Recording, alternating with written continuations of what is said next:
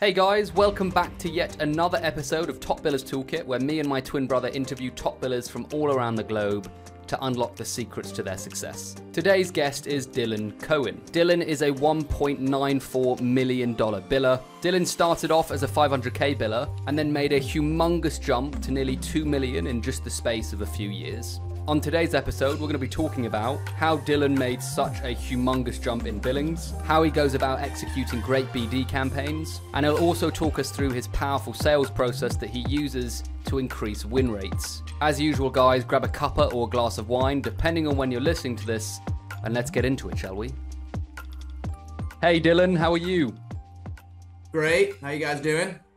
Very good. Really good, thank you. People don't know what happened behind the scenes. We've been planning this on and off for about a month or maybe even 2 months, but we finally made it together. The podcast gods are in our favor. So thank you for joining us, mate. You are a top biller. You've built a lot of, you've built a lot, full stop, and you've just done some great work. So thank you for coming on and sharing your wisdom today. Really appreciate it. Yeah, looking forward to the conversation, and thanks for having me on, guys. So we always start the pod with this same question, which is, what's the number one tool in your toolkit, whether it be a mindset, strategy, or software? What would you say, Dylan? I think first thing comes to mind is probably more of a mindset piece. I think you have to be very confident to be successful in this business. Obviously, there's a lot of bad days. There's hopefully a good amount of good days as well. But I think for me personally, it's probably a combination of my confidence and also the network that I've built over the last 8 years, doing mainly Microsoft recruitment. And I do think those things sort of go hand in hand. You're obviously going to be very confident when you have a fantastic candidate you worked before that has done good work versus someone you maybe don't know that well or just qualified that morning. So I think it's a combination of the network that myself and my team have built over the years, my confidence in my abilities, and also just really believing in the service and the value that you can provide to your clients. I think, a lot of people maybe outside of recruitment or even people that do recruitment, they don't maybe fully believe in the value they're adding. And I think you have to really believe that you're providing a value to your clients and they should be working with you because of all the value you could bring and how much you can help them. So I think a combination of a lot of those, but yeah, I think confidence is definitely number one. That's really interesting.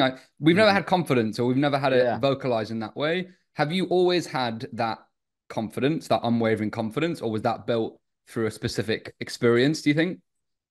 I think it is a bit inherent to my personality, but obviously you have to kind of build that up. And when things aren't going that well, people talk about imposter syndrome and things like that. So certain weeks you're gonna be maybe feeling a bit more confident than others, but I feel like personally I feel like I've kind of always had that, even since growing up. My family tells stories about I was always very independent and confident in anything I kind of set out for. But I think again, being in a specialist area and doing it for the last 8 years, and you're dealing with very similar problems with all your customers. So when you solved 50 to 100 of the same types of scenarios, obviously you feel a bit more confident going out and repetitively doing it again. Not to say that every client's scenario is the same, but a lot of times the Dynamics ERP space, it's the same horror stories over and over that you're hearing. And when you've helped the same type of stories get to where they want to go, you're very confident doing it again. Love that, man. I want to get straight into your billings, Dylan, because they are very impressive. Just for the viewers so they understand, from 21 to 22, 1.94 million, 22 to 23, 2022 to 2023, 1.85 million, 2023 to 2024, 1.46 million. So very healthy, respectable figures, mate. Very cool indeed. I guess the question on from that is, I remember you telling me that at your previous company, you were a 600 to 700k biller, which in itself is still very impressive. But when you moved company, without, to my knowledge, without changing too much, just the one thing of that you could go after different territories absolutely shot your billings up. I'm sure there were other things to it, but would you mind giving me a rundown of like how did you make that jump? What else was it? Was it just the territories? Was there other things involved? How did you make that jump from 700k to the millions? Yeah. It's a good question. I think again, it's a combination of probably a lot of different things. And I guess I'll preface that with the fact, in my opinion, anyone that can do over 500k USD they're typically, a good recruiter. That's very impressive numbers. So obviously, I'm proud of the work that, myself and my team have done over here, and I couldn't have done it alone. But I guess to answer your question, yeah, I mean, when former company, giant firm, so it's extremely saturated. So you're naturally limited in how high you can go. So I joined Talent International as our third employee in the US. So we are a giant global firm, mainly out of Australia and New Zealand. We have about 300 plus recruiters out there. And the reason I joined was to kind of kickstart our growth in the US. And it's been going very well the last four years and a few months. But yeah, I think, did I change too much about my approach? I mean, yes and no. I think one, it may sound maybe counterintuitive to the Billings, but I think looking at things from more of a long-term success approach versus trying to get quick wins and short-term success. When you, I think, structure your approach to a specific market and building it out for the long term, again, you do things the right way. You're not looking for those low-hanging fruits that, just to get the deal in for that month. You're looking to really build a partnership with your clients for the long term. So I think that kind of mindset approach definitely helped a lot. Clients kind of appreciate that, you don't just have to scramble just for the one deal or push someone in. You really want to get to know them and be an extension of their business per se. But I think, yeah, when you obviously have the ability to go after all of US and Canada versus just recruiting in the state of Florida, you have a lot more opportunity. That said, I think you guys have probably heard the term, don't boil the ocean. You can't just go after, all these, 50 states plus Canada without a plan and expect to deliver, because then your quality will probably go down. You don't have a local expertise in the market. So our approach was, as opposed to doing a local specialism, it was more the technical specialism around Microsoft Dynamics, Azure, and M365. I had the network, it's really all I've done my entire professional career. So I kind of already had the network. But I think to answer your question, the reason why was just, having a really organized plan and how I was going to kind of build up this business from scratch, leveraging my network and kind of the abilities that I'd already kind of created over the years. But yeah, I think the fact that you can go after a lot more business, obviously helps. And the fact that I do now both the contract recruitment and direct hire recruitment, obviously being able to do direct hire recruitment, gives you more ability to put some more numbers on the board as well. I'm inherently a contract recruiter at heart. It's kind of where I started, but now my billings are basically split half and half, probably a bit closer to 60-40, 60% contract, 40% perm. Wicked, man. So I completely get that. It's the short-term mindset to the long-term mindset, and you shifted from getting low-hanging fruit to then nurturing relationships. What actually changed in your strategy? Because I feel like there are lots of great recruiters that talk about long-term strategy, long-term thinking, and everyone has a slightly different approach on how they do it, whether it be the language they use, whether it be the amount of touch points they have, whether it be how patient they are. Would you mind telling us what changed in order to develop more long-term relationships? What did you change? Yeah, I think it was targeting the right accounts, not just pulling up a list of companies that are, a list of Microsoft partners and just, ripping through them. Really having a targeted approach based on research, analytics, understanding like, okay, are these companies that we can be doing, 10 to 20 different placements a year? Or are these companies that we can only do one or two? And I think just changing the mindset where from a business development focused, I guess, perspective, where you have to just have, 50 different clients to be $1 million biller. I really don't have that many, active, customers, but the ones that I do are giving us, a lot of repeat business. So I think just a combination of, doing the right research into clients that, are, growing or either got, investment, what have you, but just targeting the right clients is probably the main first step, and recognizing the ones that are scaling and the ones that, we're always going to have active hiring needs and have certain headcount targets for, each year.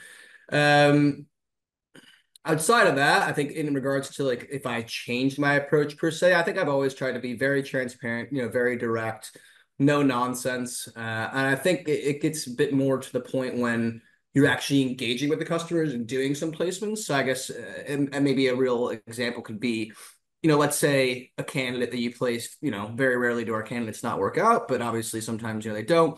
And let's say, we have a 12-week rebate period. If it's a great client you work with, you like working a lot, and the candidate leaves in like the 13th week, technically our fee is due. They have to pay it. It's not a free replacement. But for the right clients, I think a lot of agencies would look at that and say, nope, sorry, you have to stick to the terms of the business. It is what it is. You owe us the fee, and we'll charge you another fee. Whereas in these scenarios, I don't just give things up.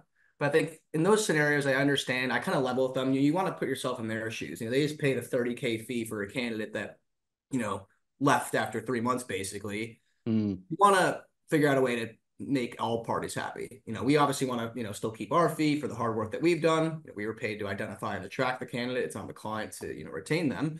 But at the end of the day, if the candidate leaves, a day after the rebate period, you want to figure out a way to show your client that you understand the pain they're in. They just paid that fee, now they don't have the candidate, and figure out a way to make it work. So I'm not saying I would just, do a free replacement in that instance, but maybe we'd renegotiate the next couple fees down and discount them. And when clients kind of see that, I think a lot of recruitment agencies, especially the bigger corporate ones, again, they're like, nope, terms are that, you signed it, this is what it is, sorry, you still owe us a new fee.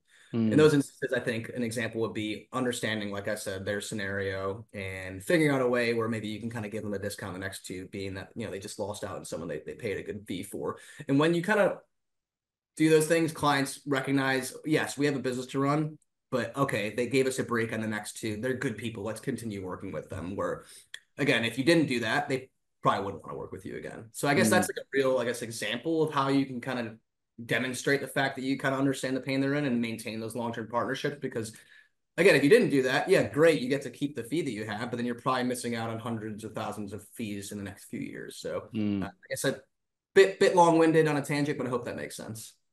Definitely. Sense, thank you for that, Dylan.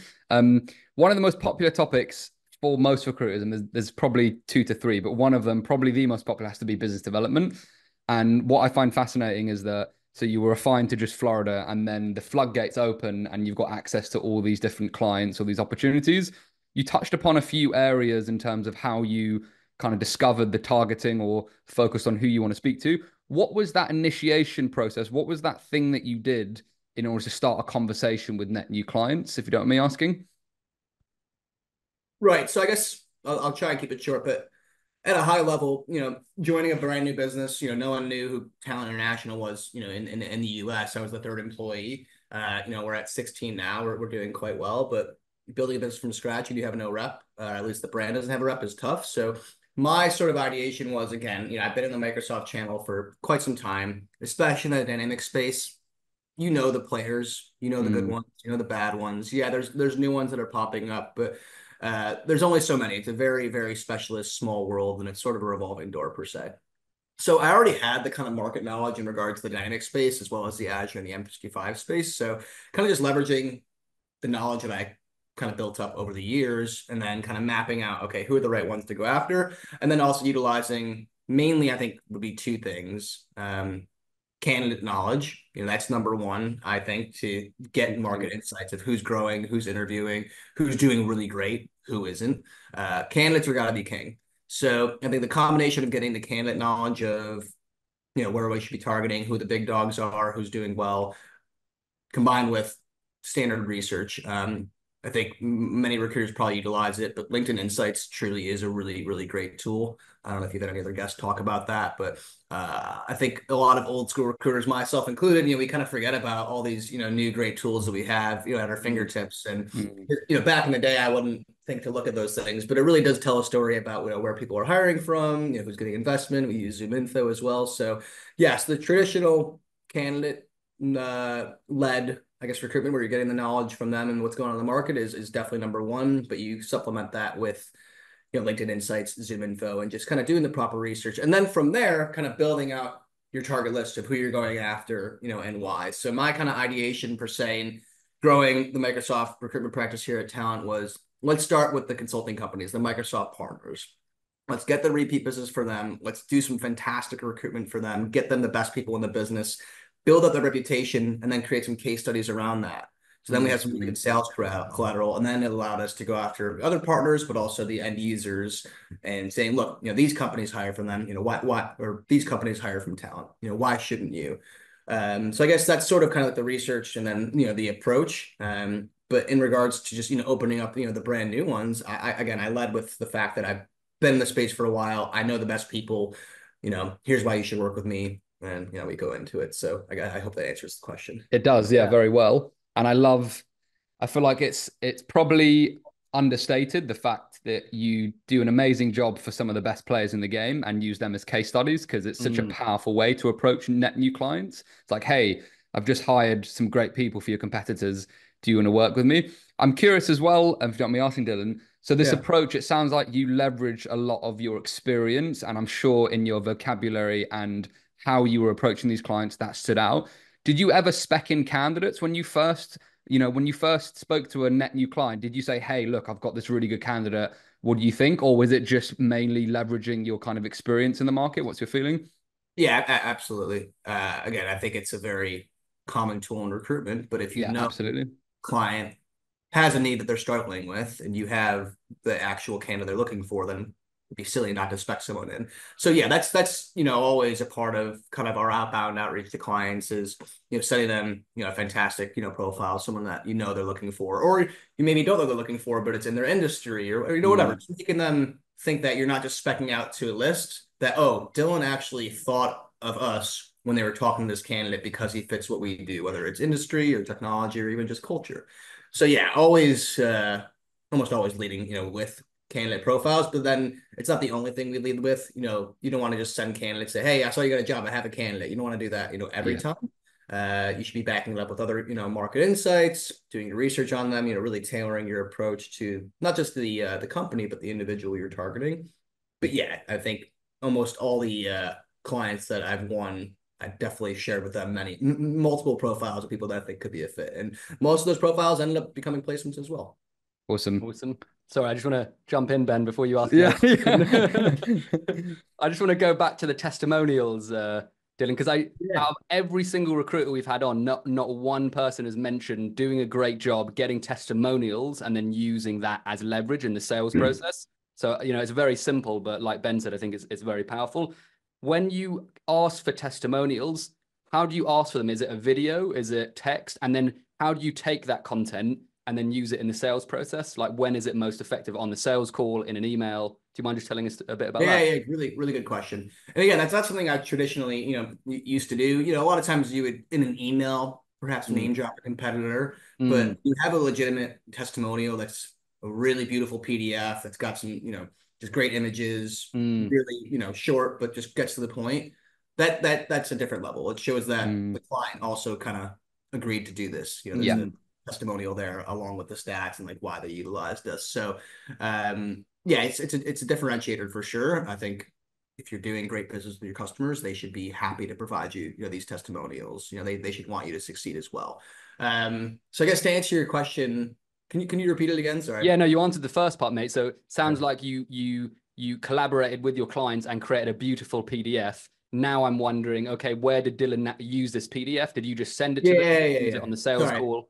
Yeah. So I guess to finish off the first question, to give you, I guess, a better answer. So how we typically do it is, after we've done really great work with the client, it's not after just doing, one deal. It's typically after doing, at least 4 or 5 and helping them solve a unique problem that they had. That's, I guess the type of client. But usually what we do is say, hey, it's been a pleasure working with you, Mr. and Mrs. Client.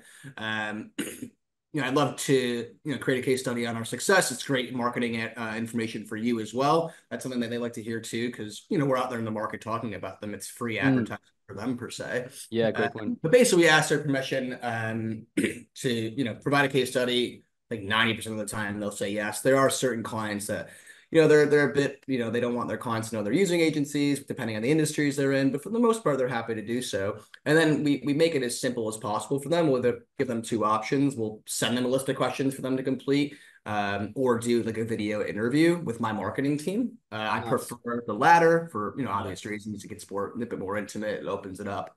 So ideally, we'll do a quick video interview. And thankfully, I'm horrid at marketing. I'm not a creative type at all. So thankfully I have my marketing person here who's fantastic and helps us with these types of things. But yeah, we'll just do a quick video interview with the client, kind of understand, okay, where were you at before you used talent, and like, where are you at now, and why, what was the value add? Why did they specifically help you? What were your challenges, and how did the partnership with talent help overcome that? And then we have all the details. We get all the stats around the placements.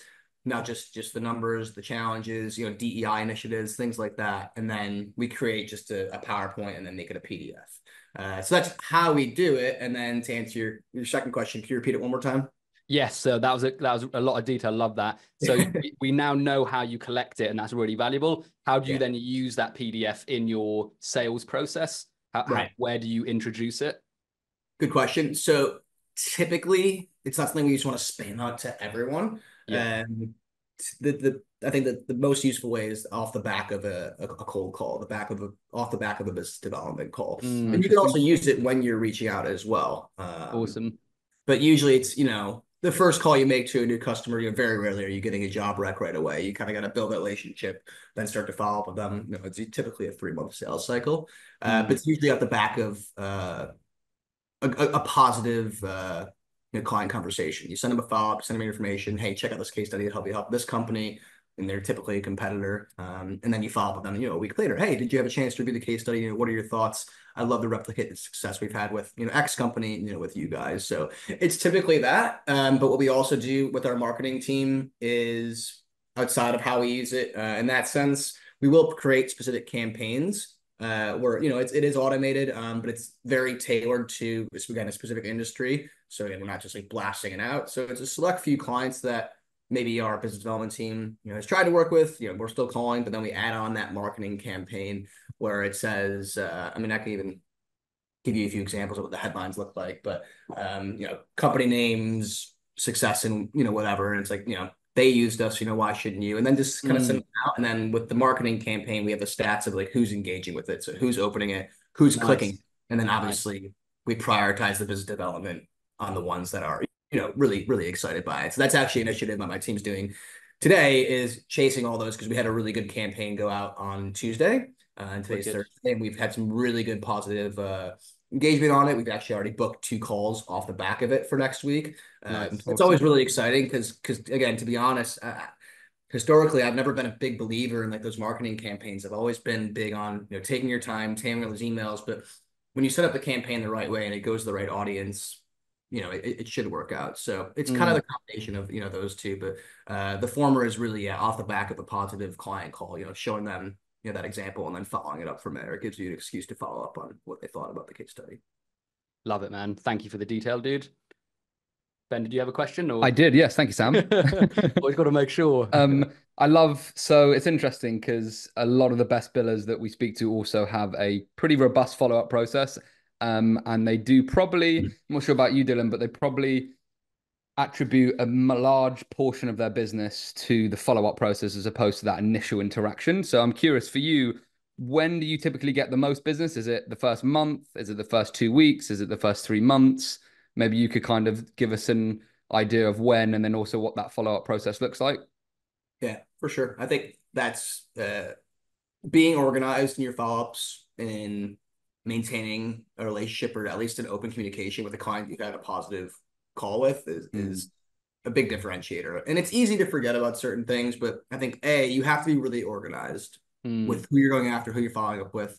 Nothing kills me more when I see a note in the system that, someone on my team had a really good conversation with someone, 4 or 5 months ago, and there's only like a couple follow-up emails from there. So clearly something went wrong in like the organization there. They forgot about it. So you have to organize your opportunities, your leads, your positive client conversations. Just have a cadence of like when you do the follow-up. So I try and have my team, I try, most people are pretty senior, so I try and give them autonomy and how they structure their kind of, approach, but we still have some team activities where every 2 weeks, we're looking at our past client calls from the previous month and just making sure we're not really missing out on anything. But to directly answer your question, it's usually the second or third month of a conversation when we get some, some rolls on. Again, there's clients that take over a year to have, there's clients that you get in the first week of, talking to them. But I think on average, again, it's usually a 3-month sales cycle. And typically how I follow up is, I have a quote, it's kind of cheesy, but I think persistence beats resistance. A lot of recruiters, can take no for an answer. They take the first no for an answer, or they take a no from someone who doesn't even have the authority to say no. I think that's a big mistake. And as long as you're following up with relevant information and I'm not just being a pest and saying, hey, you got any jobs? Hey, you got any jobs? You don't want to do that. But as long as you're following up with relevant information and asking the right questions, clients don't get bothered by that. So typically, let's say I have a really great call with a client on a Tuesday afternoon. I'll send them that sort of follow that we sort of just talked about, and then I'll probably check in on Friday over email. Hey, did you have a chance to review that? What are your thoughts? No response. Again, I'll probably try and give them a call the morning of, Tuesday. I'm always saying salespeople are dangerous from the phone. So I'm always trying to get my clients on the phone to open up conversations. But then again, you follow up in an email, hey, not sure if you reviewed that. I saw you guys were doing X, Y, and Z. Here's another profile of someone that could do that. And just maintaining that follow-up and sending relevant information. And then look, if you follow up with the client, I say for a good 4 to 5 weeks and you're having a lot of touch points a week and you're not getting anything, probably something you should dead and move on. But you have to give it a good go before you really realize, okay, it's probably not the right time for these guys. So I'm pretty persistent, but it's not just an annoying pest. It's sending relevant information and again, explaining to them why they should work with you or why it's a good time to talk to you about whatever they're doing. Interesting. So it sounds like a minimum of like 2 to 3 touch points per week, correct if I'm wrong, with a mixture between calls and emails. Is that right? Yeah, I would say again, it depends the type of conversation you had or how hot of a lead it is. So if I had a conversation with a company that's, let's say they just got rid of their Microsoft partner because they had a really poor phase 1 of their D365 implementation and they're still planning, what they're going to do next. Now that's a very, very hot lead. I'm going to want to be on top of that company or that person, for quite a few weeks. Whereas if there's one where it's, we've used recruiters in the past, we got nothing going on right now, check in with me in 3 months. I'm obviously going to spend more of my time on the first example. Yeah. But yeah, it's usually 2 to 4 touch points a week. Again, you kind of use your best judgment. Make sure you're not just, it depends the size of the company. Are you talking to the right people? Do you have the right audience even in your database? Is there someone else you could talk to even though you did have a positive conversation with, let's say, the application director? Are you talking to the infrastructure director as well? I'm kind of getting multi-threaded, but yeah, usually 2 to 4 touch points, I'd say a week. Interesting. That, thank you. I'd love to get into the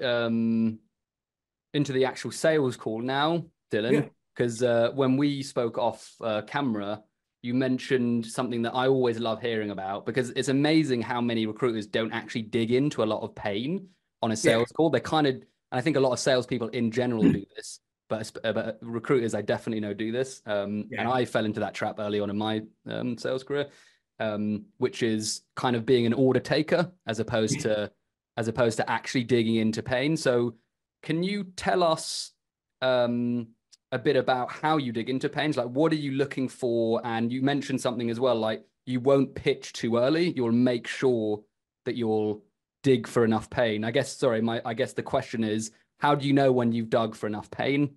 That's kind of what I would love to know. Yeah, interesting question. I mean, how do you know?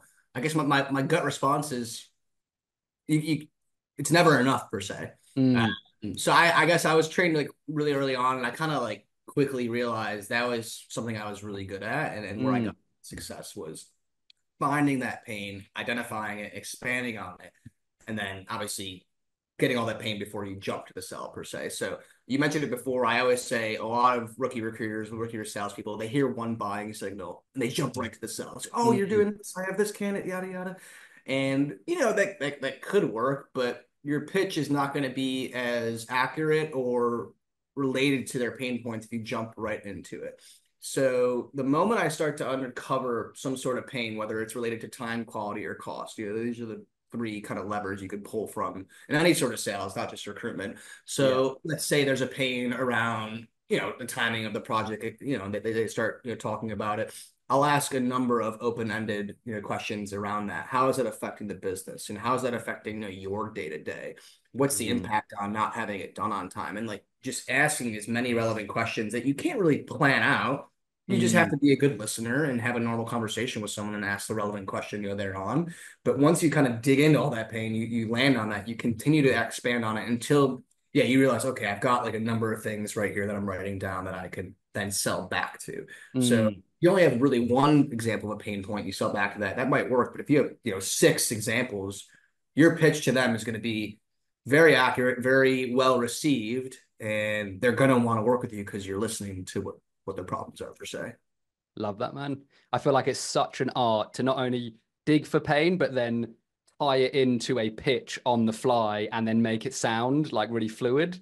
I just think it's such an art for people that can master that. I don't know if mine sound very fluid. I would do. I'm sure they do, man. But no, that's what I enjoy. Like that's what gets me excited in doing recruitment. I think again, a lot of people have a disdain towards recruiters, but at the end of the day, we're helping companies solve their problems, and that's what excites me is when I can really talk to the client, uncover their pain, and provide that solution. You know, that's exciting. That's why I love this job is helping companies and providing that value, and you know they appreciate that. So. Yeah, that's kind of my main style is really uncovering the pain, getting all that information, and then pitching back to it once you think you have enough information. Love that, man. You mentioned time, quality, and cost. This is quite a difficult question, but have you noticed which one is more painful for your clients most of the time? Like if you see one of them, are you like, yes, that's probably going to close, or is it a complete mixture? It's a good question. I think cost is, I would say no, it wouldn't be one because I mean, someone can always be cheaper. Clients are always complaining about cost, but I think it's either time or quality. Probably time. That's the one where we can probably get in a bit quicker because if you're up against a deadline, that's probably what's keeping people up at night the most. Yes. Okay. Interesting. Probably time, and then secondary would probably be the quality of the people they're working with. And again, we always try and relate it back to cost as well, but I would say probably time. Cool. And I'm guessing you have a string of questions to dig into time, and then you just cover. Yeah, cool. And again, for me, I start, I had a script per se, but again, I've been doing this a while. I'm confident in what I've done, and I try not to plan out these things ahead of time. What I do when I go into a call is like, okay, what are the minimum things I'm trying to get out of this conversation? What are the minimums? What are the maximums? That usually helps, but I find that if a lot of recruiters go into a call with a fixed kind of idea of how they want it to go, it's not going to work. And then when it doesn't go through that type of conversation, then they kind of freeze up. So yeah, I have an idea of what I want to get out of it or what I need to, but I try not to kind of prescribe it beforehand. Yeah, it's so funny when you said that. It brought me back to some of my old sales calls where it's like they didn't answer that question at that point. I'm like, oh shit. Yeah, and then you feel stuck. Yeah. It's just quite funny. That just reminded me of a scenario when I was a rookie. Same exact thing. Yeah. The client just answered it, and my thought was, I said, "Cool." My manager looked at me. He goes, "You say cool?" So yeah, you live and you learn, I suppose. Yeah, 100%, man. That's awesome. Cool. One thing I'd love to get into is, and we don't talk about it enough on this podcast. I really should create like a separate section just to speak about it. But I know you do half, or you said 60-40, 60% perm and 40% contract. Did I get that right? Or is it the other way around? Yeah, it's been, so the years you mentioned, so we're on the Aussie calendar, I guess for the audience, in case they care. So our 2024 just finished, last month. Obviously 2023 to 2024 was, I think, a down year, across the market, which is why I wasn't able to get close to the 2 million that I did the years prior. But where we saw the decrease was actually more in the perm billings. So my perm billings dropped off dramatically compared to the years prior, where contract kind of stayed around the same. So the first 2 years that I mentioned, the billing figures you referenced, that was almost like 55-45, 55-45 perm. Whereas this past year is probably closer to 70% contract, 30% perm. Cool. I'm expecting it to kind of get back to that 55-45 split. Wicked, man. And my question was, I know, again, we spoke about this off camera, but you take a lot of pride in your nurturing process and how you look after candidates on the contract side. Would you mind telling us, for other recruiters who maybe aren't sure how to nurture candidates or don't know where to start, what would you say to them, Dylan? Yeah, I think it's a really forgotten art, even in the recruitment industry. Again, when I first started recruitment, you're taught to follow up your contractors. You're taught to make sure things are going well. But inherently, let's say, a good contract recruiter has 20 or 30, somewhat 40, contractors out. It is quite hard to stay on top of every single one of them when you have your business development responsibilities, everything goes, going on. But you cannot forget that piece of it because, again, the candidates are our product per se, and the moment we treat them as, I guess, commodity or just a transaction, that's when you lose your touch and kind of your differentiator in the market. So contractor care is something that talent specifically really, really prides himself on. So in Australia, we're primarily a contract recruitment agency. So we actually have out there in each office a contractor care manager that does a lot of these things, for the recruiter, because they're doing a lot more high volume recruitment. So some of the recruiters have over 120 contractors out. So wow. we have contractor care managers out there where, as we grow in the US, we will eventually look to hire one person for that. We're not as big where we can justify that. So but again, the fact that we have that kind of shows the importance and how much we value it. But to any recruiter that doesn't have the luxury of having a contractor care manager, I think it's just critical that you have at least bi-weekly check-ins with your contractors to see how the project's going, see how they're feeling, getting market insights. But again, like, candidates are king, I say. So there's so much value that you get outside of just having the contractor feel that they're being taken care of and that you care about the project success. But when you do contractor care, you get so many benefits out of it, i.e., you learn about what's actually going on in the project that you're doing your client, and you can pick up leads from that conversation. You pick up information. You also pick up the bad information, like what's not going well, what the contractor is dissatisfied about. And again, at the end of the day, this is what I tell my team. We're our contractor's agent. That's how you have to look at these things. So they want to feel that like we're their agent, we're taking care of them, and any issues they have, they should come to you first, and they shouldn't let it fester.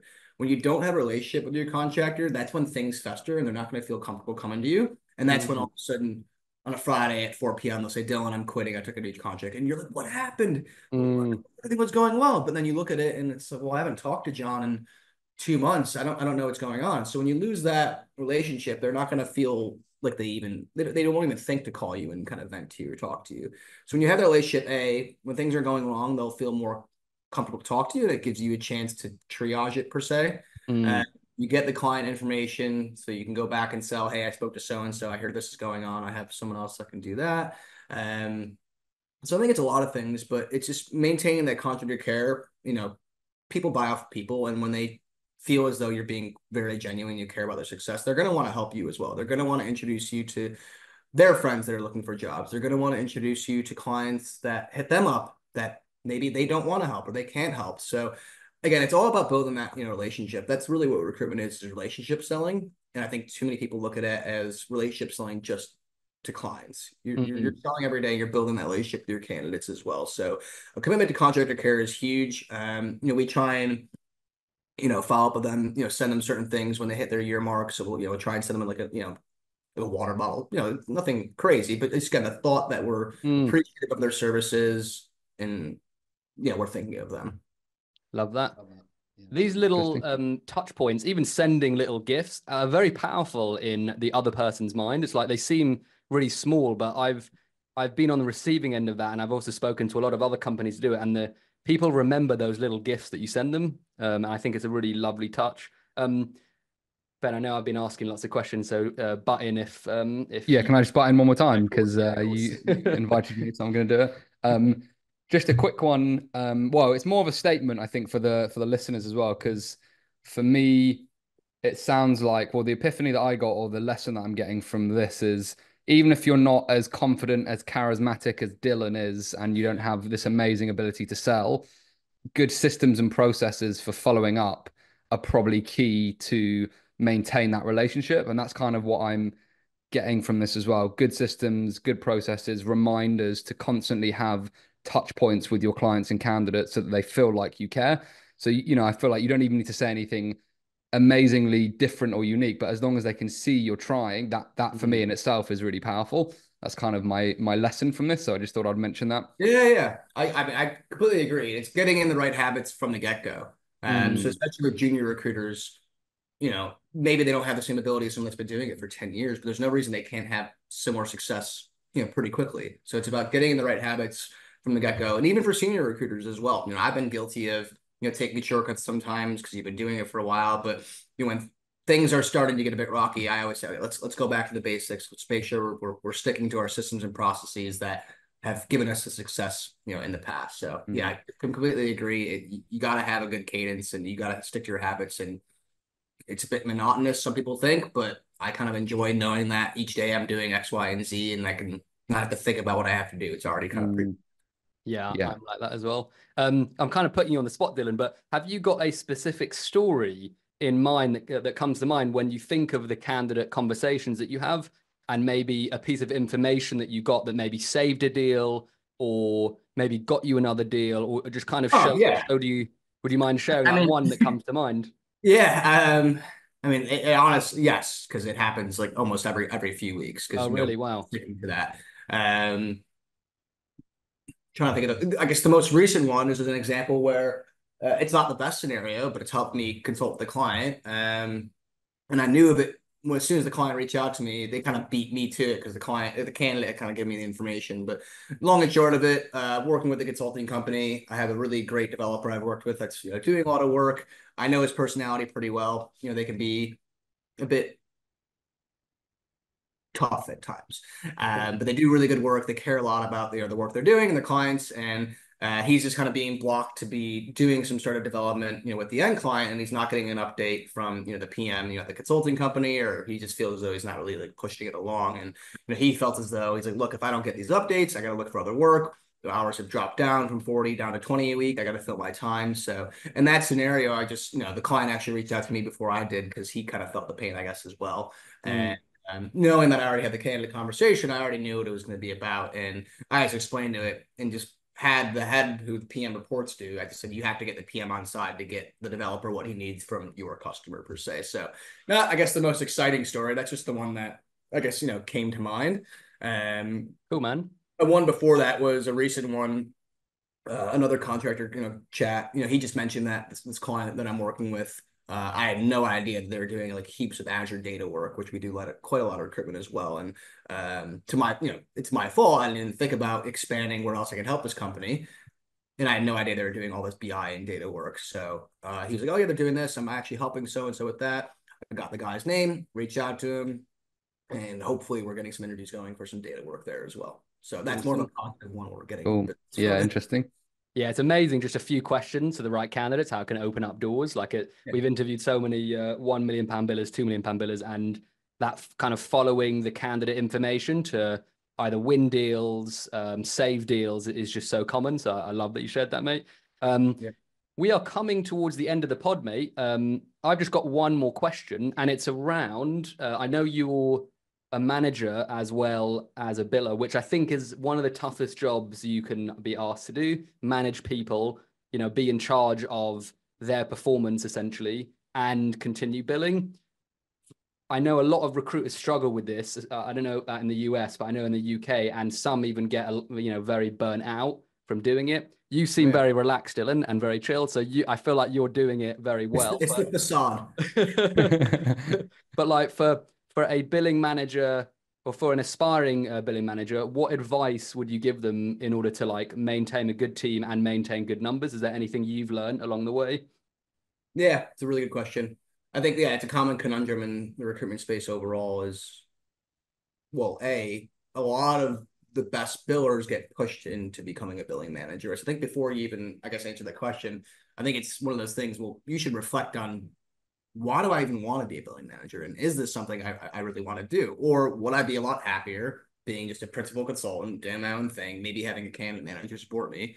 I think that's the big things. I've seen a lot of really good salespeople get pushed into that billing manager role, and it burns out, like you alluded to, and then they actually get out of recruitment because they feel as though that's like the final step is becoming a billing manager, becoming a director. Whereas I know heaps of recruiters. One of my colleagues here, he's not on my team, and he's one of the best perm billers I've ever met. He's a bit older than me, and he's making amazing money just doing his own thing, and he's quite happy. Yeah, he's a bit less stressed. So I think it's one of those things. Well, reflect on why you even want to be a billing manager in the first place. But to answer your question, how can I guess succeed as a billing manager? I guess if I can surmise it to that. Yeah. I think it's time management, number one. Well, maybe not number one, but time management for me is the thing that I always need to make sure I'm prioritizing the things that need to get done. And again, it goes back to having the systems and the processes and just the kind of normal cadence. So I do the same thing in my team every Monday, every morning. At the end of the day, I have the same kind of things I'm just doing as a habit. But I think really the main thing is that you have to put your people first. And that's really hard for people, especially like myself. It's no secret. I'm very money motivated. I want to do deals. I want to make a lot of money and build this business. But a lot of billing managers can feel like, oh, I didn't have a really good month. I have to focus on BD, or I have to focus on my billings, and they kind of then leave the team by the wayside. Depending the level of the team and seniority, it doesn't really matter. You still have to always put your people first, because when your people are bought into you, when they know that you're out there, fighting for them and putting them first, then they buy into you obviously a bit more, as that leader. So I think you have to be putting the people first and not being selfish. Again, when you're a principal recruiter, you can be really selfish, and that's a great part of that role. But in this role, you have to put your people first, and you have to manage your time accordingly, and you also have to have the right team in place. You can't have people on your team that you don't believe in, or that are holding the team back, or just aren't bought in, aren't collaborative. I've seen it, both I've experienced it and I've seen it in other teams where, one bad actor can really make your life difficult and make the other team's life difficult and ruin that culture, ruin the collaboration. So I think you have to have the right team in place first off, and you should be able to make the decisions on your own team, who's right, who the type of person is that you want to hire. But I think it's having the right team, putting them first, and then just making sure you have your setups with them, and you have your targets, and you have the time that you're spending on doing your own stuff, and the time that you're spending reviewing, what you're helping the team with. So as an example, on Thursday mornings, what I try and do is review my team's, leads and like who they're chasing and helping them out. And that takes me about 30 to 45 minutes. But that's something that I try and do every Thursday morning. I don't always get around to it. Recruitment's crazy. If I have a contractor, thing that's happening, I might have to deal with that. But I will almost always try and do that on Thursdays. So that's just an example of just the kind of minimum basics you have to do on a weekly basis to make sure you're doing the right thing as a manager, while also still being responsible for bringing a lot of business into your company. So I hope that answers the question, but I don't know if you have any other, prompts for me that you want me to elaborate on. We're actually coming to the end of the pod, mate. We need to jump off in a second and prepare for another call. But thank you so much for coming, mate. I feel like we could do another podcast just on being a billing manager and go into like how you manage that. But lots of pearls of wisdom. Thank you so much for coming and sharing your advice and your experience, and just and lovely to meet you, mate. So thank you. Really appreciate it. Yeah. No, Sam, Ben, thank you guys very much. This was a fantastic conversation, and I appreciate you having me on, and hopefully people can take a few things and apply right away and help their business. But no, it was a great conversation, and looking forward to talking to you guys again. Hey guys, thanks for tuning in to this episode. If you enjoyed it, please don't forget to subscribe on YouTube and Spotify. Tune in for another episode next week, and we look forward to seeing you again very soon. Peace and love.